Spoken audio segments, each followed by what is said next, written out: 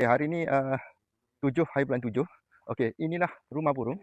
Okey, bersaiz 12 kali 30 Okey, kecil saja. Oh, terjatuh. Okey, kecil saja. Okey, 12 kali 30, 2 tingkat. Okey. Di sini di rumah di kawasan Marang Kalau nak cerita kawasan Marang ni bukan tempat lokasi.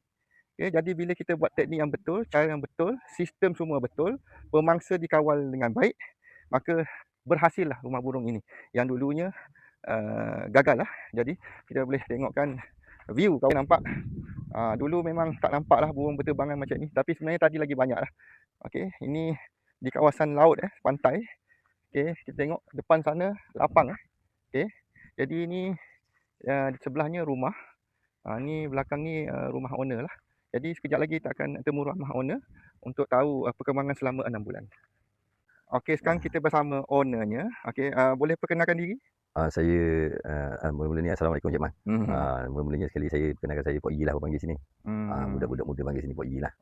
Okey, di Wechang ni lah. Okey. Okey. Jadi apa yang Pok Yi tengok selepas perkembangan rumah Pok Yi ni bersaiz 12 kali 30, 2 tingkap.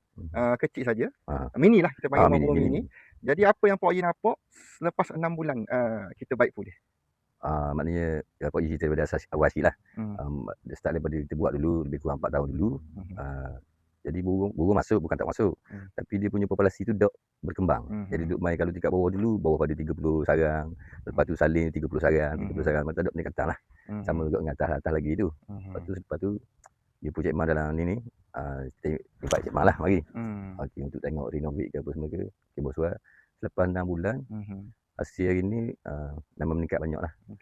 Dari tingkat bawah tu, daripada dulu bawah pada 30 sarang ni sekarang dah jadi dekat 70 je malam. 60 lebih kan. Untuk tingkat bawah saja. Tingkat atas pun dah dulu bawah pada 10. Sekarang ni dah dekat 20 apa semua lah. Ya, alhamdulillah. Jadi yalah, alhamdulillah lah. Kalau kita kata kau peningkatan lebih 100% lah. Gitu lah dalam masa 6 bulan. Jadi saya cuma ucap terima kasih lah Cik Man atas usaha kita ni. Lepas tu kita tawakal kepada Allah SWT lah. Ya, betul. Kita usaha tetap kena usaha lah. Usaha semua kita dah usaha. Yang tentukan Allah Subhanahu Wa Taala. Jadi apa nasihat Pok Yi untuk orang di luar sana yang ada yang nak baiki rumah burung, nak upgrade rumah burung, nak bina rumah burung dan yang ada masalah, apa nasihat dan cadangan Pok Yi? Cadangan saya ni ginilah, mana kita cari orang yang tepat lah. Dan saya suggest mana yang ada masalah, burung tak masuk, burung tak bertambah, populasi tak bertambah ni, tata ruang adalah cara mana nak ubah, panggil Cik Man lah. Cik Zulul Zaman. Saya hidup panggil biasa panggil Cik Man semua, jadi tak ingat nama tu. Tak apa, memang nama saya pun Cik Man. Jadi panggil Cik Man lah. Cik Man ada TikToknya, boleh follow TikTok Cik Man lah, tengok apa semua ni. Saya rasa berbaloi lah.